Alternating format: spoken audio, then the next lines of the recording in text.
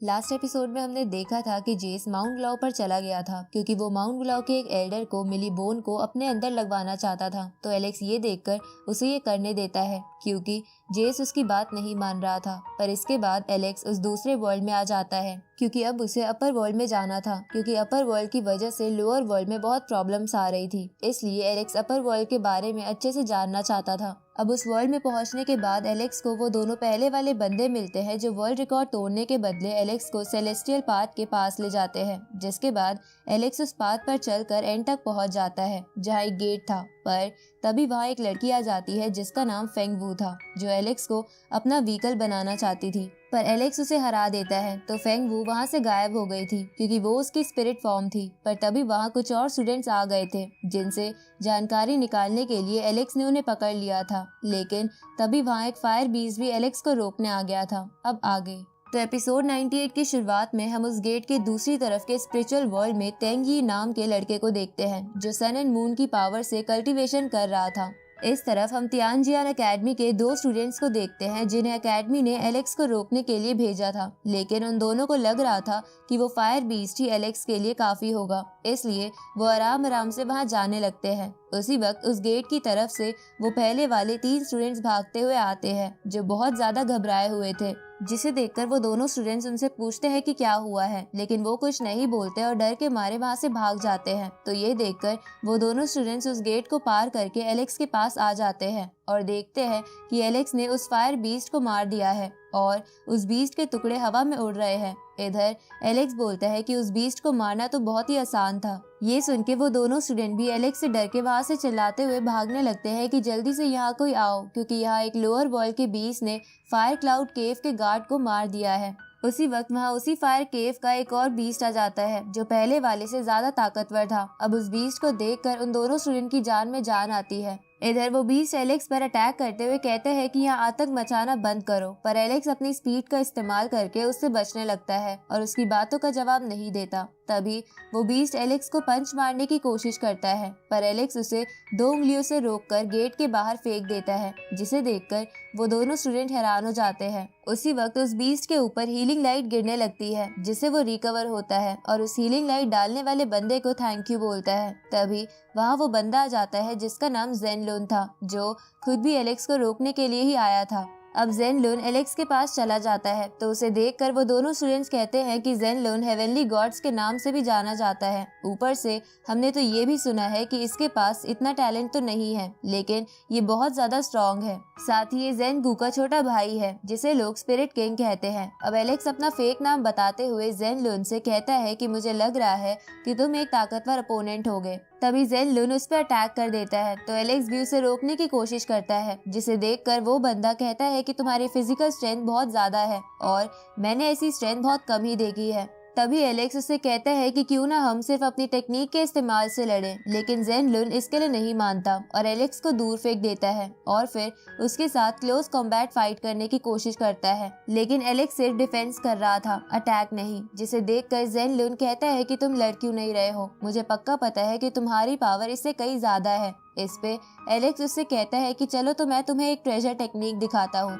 अब ये बोलकर एलेक्स अपनी 4 वर्मिलियन स्ट्राइक टेक्निक का इस्तेमाल करने लगता है जो एलेक्स ने फायर किंगडम के होली टेम्पल से सीखी थी। पर एलेक्स के वो टेक्निक इस्तेमाल करने से पहले ही जेन लुन अपनी थर्ड आई का इस्तेमाल करके एलेक्स पर अटैक कर देता है, पर एलेक्स अपने वर्मिलियन फेदर का इस्तेमाल करके उससे बच जाता है और इसके बाद जेन लुन पर वर्मिलियन बर्ड की फर्स्ट स्ट्राइक का इस्तेमाल करता है, जिसकी वजह से जेन लुन इंजर्ड हो जाता है और उसके मुंह से भी खून निकलने लगता है, जिसकी वजह से वो सोचता है कि मेरे पास गोल्डन बॉडी है। लेकिन इस लोअर वर्ल्ड के बीस्ट ने सिर्फ एक ही अटैक में उसे इतना डैमेज कर दिया। अब जेन लुन अपने आप को संभाल कर अपना डिवाइन स्पेयर बाहर निकालता है, जिसे देखकर वो दोनों स्टूडेंट कहते हैं कि ये तो इसके भाई जेन गू का लेजेंडरी स्पेयर है। उसी वक्त जेन लुन एलेक्स पर अपनी स्पेयर से अटैक करता है, जिसे एलेक्स अपनी शील्ड की मदद से रोक लेता है। लेकिन वो फिर भी जेन लुन से कहता है कि तुम्हारी मैजिकल पावर कमाल की है, क्योंकि इसने मेरे हाथ पर छोटा सा स्क्रैच मार दिया। तभी जेन लुन गुस्से में अपनी पूरी ताकत के साथ अपना स्पेयर एलेक्स की तरफ फेंकता है, जिसे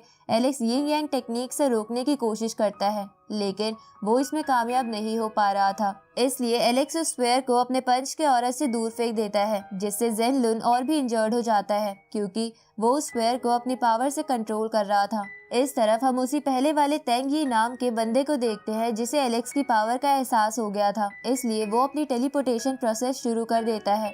इस तरफ एलेक्स को अभी भी सही हालत में देखकर ज़ेन लुन बोलता है कि लोअर वर्ल्ड के कल्टीवेशन मेथड बहुत ही बेकार है, लेकिन फिर भी तुम इतने ताकतवर हो, जिसे देखकर मैं सच में हैरान हूँ। ये सुन के एलेक्स उससे कहता है कि तुम भी कम ताकतवर नहीं हो, तुम पहले इंसान हो जिसने मुझे इंजर्ड करा है। एलेक्स ऐसा इसलिए कहता है क्योंकि ज़ेन लुन के स्पेयर से एलेक्स के हाथ पर खरोच आ गई थी।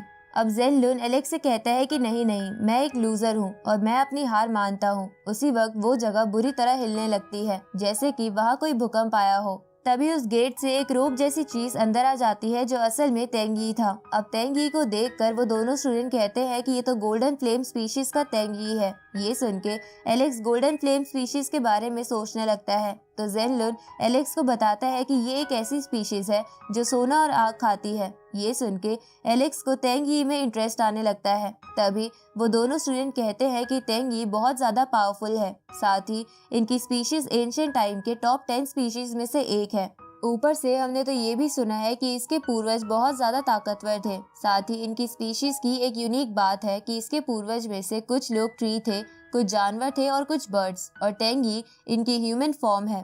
और तो और तेंग यी के पास डिवाइन रेटन की बॉडी है, जिसकी वजह से ये इनकी स्पीशीज से बहुत ही कम उम्र में वेनरेबल लेवल पर पहुंच गया था। साथ ही इसने एक बार तो टॉप 10 सैक्रेड माउंटेन के सभी मास्टर्स को एक साथ मार दिया था। इस तरफ एलेक्स तेंग यी को बोलता है कि ये सच में बहुत ज्यादा ताकतवर लग रहा है। तभी तेंग यी एलेक्स से कहता है कि तुम लोअर वर्ल्ड के एक पापी हो और मैं तुम्हें यहाँ मारने आया हूँ। अब ये कहकर तेंग यी अपना अटैक तैयार करने लगता है, जिसे देखकर एलेक्स गॉड ल्यू का ग्रास ट्रेजर बाहर निकाल लेता है और उससे कहता है कि तुम जितने ताकतवर हो उतने गंदे भी हो। अब वो दोनों एक दूसरे पर अटैक करते हैं, लेकिन उन दोनों के अटैक लगभग बराबर ही थे, इसलिए उन्हें कुछ नहीं होता। जिसे देखकर तेंग यी बोलता है कि तुम मेरी सोच से ज्यादा ताकतवर हो, लेकिन इतने भी नहीं कि तुम मुझे हरा सको, इसलिए मुझे तुम्हें मारना ही होगा। अब ये बोल के तेंग यी अपनी मून सन डिवाइन सील बाहर निकाल लेता है, जिसे देखकर वो दोनों स्टूडेंट कहते हैं कि ये ट्रेजर टेक्निक बहुत ही पुरानी है, लेकिन ये एक लेजेंडरी टेक्निक है जिससे बचना बहुत ही मुश्किल है। उसी वक्त तेंग यी एलेक्स पर अपनी मून सील फेंकता है, जिसे एलेक्स अपनी वेल टेक्निक से डिस्ट्रॉय कर देता है। तो ये देखकर तेंग यी बहुत ही स्पीड में एलेक्स के पीछे आता है और सन सील की पावर अपने पंच में भर के उस पे फेंकता है। तो एलेक्स भी अपने पंच का इस्तेमाल करता है, जिससे वहाँ बहुत ज्यादा ऑरा निकलने लगता है, जिसे देखकर ज़ेन लुन कहता है कि ये दोनों सच में बहुत ज्यादा पावरफुल है।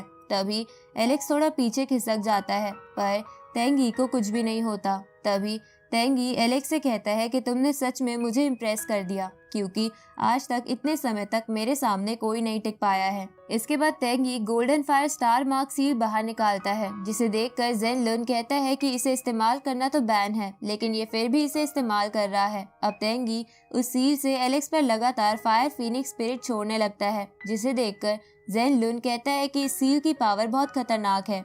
इधर एलेक्स बोलता है कि ये परफेक्ट ट्रेजर टेक्निक नहीं है, ये बस उसका एक हिस्सा है जिसकी वजह से इससे बचा जा सकता है। उसी वक्त वो सभी फीनिक्स एलेक्स पर फायर बॉल से अटैक करने लगती है, तो एलेक्स इधर उधर भागकर उनसे बचने की कोशिश करता है और अपने पंच और यिंग यांग टेक्निक का इस्तेमाल करके उन सभी फीनिक्स स्पिरिट को डिस्ट्रॉय कर देता है। इसके बाद एलेक्स तेंग यी की तरफ बढ़ता है, जिसे देखकर तेंग यी बोलता है कि तुम सच में बहुत स्ट्रांग हो, लेकिन फिर भी आज तुम मरोगे। अब तेंग यी अपनी उस सील से एलेक्स के चारों तरफ आग लगा देता है, जिसे देखकर एलेक्स बोलता है कि इससे तो बड़े आसानी से बचा जा सकता है, तो फिर ये इसका इस्तेमाल क्यों कर रहा है? क्या ये मुझे किसी जाल में फंसाना चाहता है? अब एलेक्स इधर उधर देखने लगता है, लेकिन तभी तेंग यी उन फ्लेम्स की पावर बहुत ज्यादा बढ़ा देता है, जिसे देखकर वो दोनों स्टूडेंट कहते हैं कि इन फ्लेम से अगर कोई भी टच हो जाए तो वो तुरंत ही पिघल जाएगा। इधर एलेक्स सोचता है कि तेंग यी जैसे बंदों ने उसके सी किंगडम में बहुत तबाही मचाई है, इसलिए वो उसे नहीं छोड़ेगा। अब एलेक्स अपनी यिंग यांग टेक्निक का इस्तेमाल करके अपनी बॉडी पर एक नया कवच बना लेता है, जिससे उस पर फायर का कोई असर नहीं हो रहा था। ये देखकर तेंग यी अपनी फायर पावर और बढ़ा देता है, लेकिन अब भी इससे कुछ भी नहीं हो रहा था। उसी वक्त एलेक्स अपने ऑरा से वो आग बुझा देता है और तेंग यी की तरफ अटैक करने के लिए आगे बढ़ने लगता है, जिसे देखकर तेंग यी एलेक्स पर फिर से उसी सील वाले वाश का इस्तेमाल करता है, लेकिन एलेक्स उस वाश को डिस्ट्रॉय करके गॉड ल्यू के ट्रेजर से तेंग यी का गला काट देता है, जिसकी वजह से तेंग यी मरने लगता है। और इसी के साथ ये एपिसोड यही खत्म होता है।